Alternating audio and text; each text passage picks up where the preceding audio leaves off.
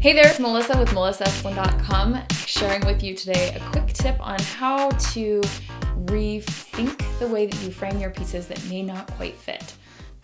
All right, so I have this piece that I did a while ago, and it doesn't quite fit. It's a little bit too small for the mat that I'm hoping to put it in. So instead of getting a really expensive mat, which I could totally do, but I never leave my house, I'm going to mount it so that you can see a deckled edge. So I'm going to show you how to do a deckled edge, how to mount that, and put it in a really inexpensive IKEA frame. So this may not necessarily be the best technique to use for something that's going to go in a gallery or museum, but it's really, really great for using in your home, and it's a super affordable. So let's get started.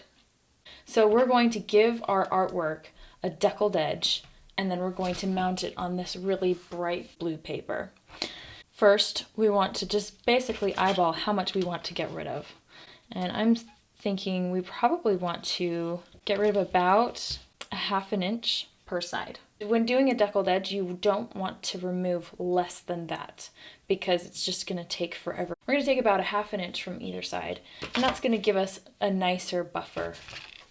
You can be very precise and measure your ½ inch, or you can be a mess like me and eyeball it. That's about a ½ inch. Make sure your top and bottom are roughly the same.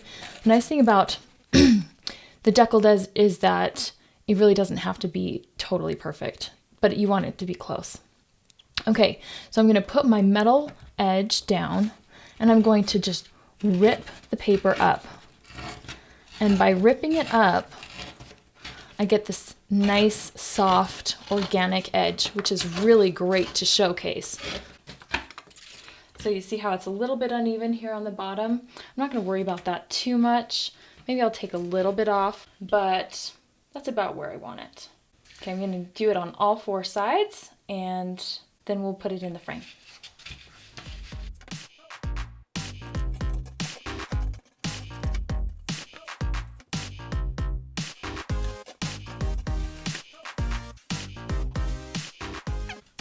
This side, I'm actually going to do less than a ½ inch, and I will show you why it's such a pain. Just grabbing that little tiny bit of paper is really, really annoying.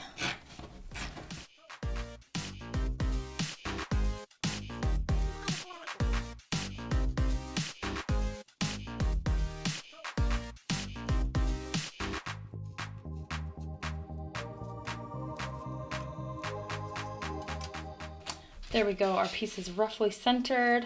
And we're going to try it with the frame, with the mat. We're going to eyeball it with the mat.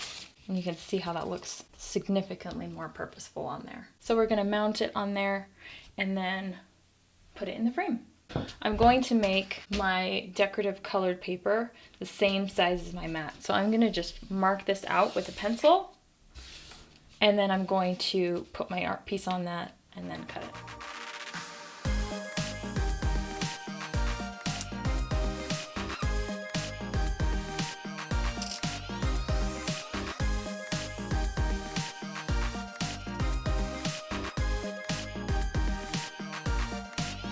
Now that I have my piece cut out the same size as my mat, I'm going to put the mat down, line it up with my piece, put the artwork on top. See, now I can eyeball roughly where I need to have that. Now we're going to mount it. I don't have the original packaging for it, but this is Tombo's double stick squares. They're really, really great. I've used them to mount my random objects on the walls that we've talked about in the gallery walls before, and they hold up really, really nicely. So I'm going to use these, tack down all 4 corners of this piece.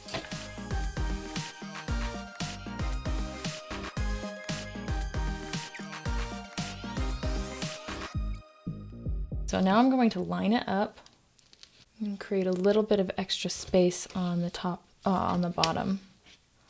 I'm going to tack these squares down. And there you go. Let's put it in the frame. And we've got a really great custom made piece that really didn't take us much time or much money. In just a couple minutes, we were able to make a really, really great piece that looked like it was custom framed, but on an IKEA budget. Please, I hope you're not afraid of trying some new things and doing a deckled edge. It's really going to elevate your artwork and just overall just make a really nice punch and impact on your walls. Thank you so much for watching. Tune in next Monday and every Monday for a fun video on art, creative projects, and calligraphy. And check out calligraphy.org to learn how to letter. Thanks.